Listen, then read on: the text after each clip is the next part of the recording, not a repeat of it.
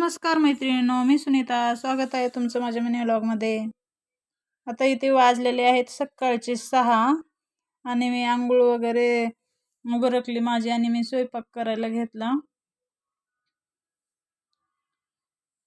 स्वयंपाक करायला घेतला म्हणजे आता पूर्ण रेडी झालेला आहे माझा इथे स्वयंपाक.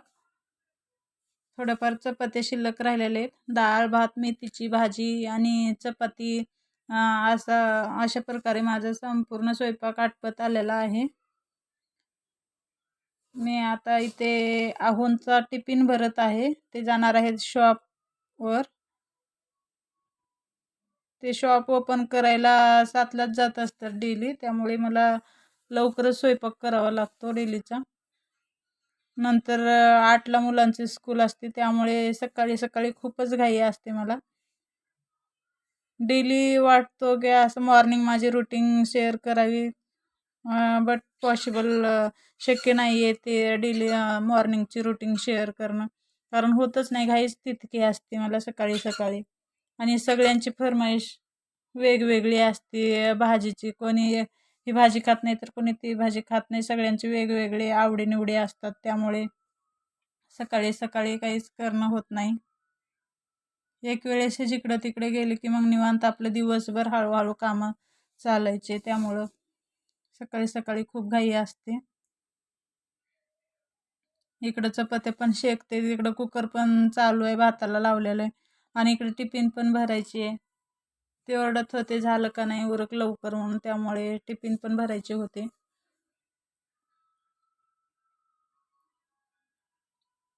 बघू शकता इथं सलाड पण दिलेलं आहे. गाजर, काकडी, मेथीची भाजी, डाळ. भाताला अजून शिट्ट्या यायच्याच होत्या. वेटिंगवर होता भात. इकडे माझं पिल्लू रेडी होऊन आलं की मग माझ्या पिल्लूचं थोडं लाड चालू असते सकाळी सकाळी स्कूलला जायच्या आधी. डेलीचंच आहे हे आमचं. खूप लाडात येतं पिल्लू माझं सकाळी सकाळी.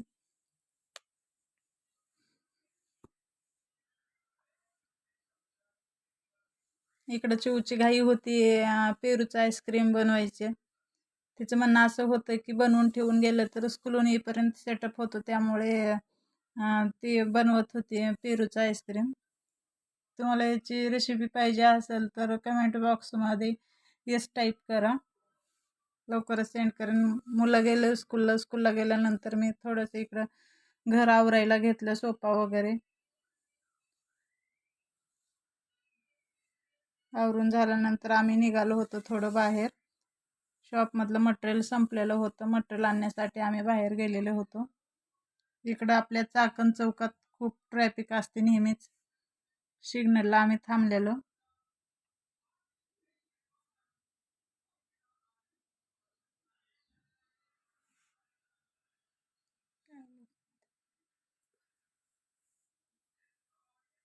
मग इकडं ट्रेंड चालू आहे म्हणून पोरांना थोडंसं ते घेतलं, कानाला काही लावायचं त्याचं नाव नाही माहिती मला.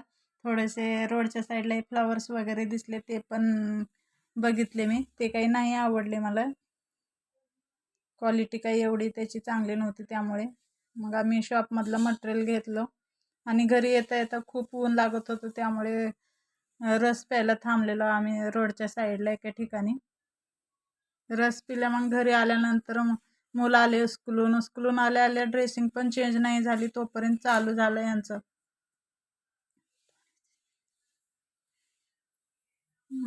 आल्यानंतर इकडे पेरूचं आईस्क्रीम रेडी झालेलं होतं, मग कट करून सगळेजण खायला घेतलं. बघू शकता तुम्ही किती मस्त झालेलं आहे. असा होता माझा आजचा मिनी ब्लॉग.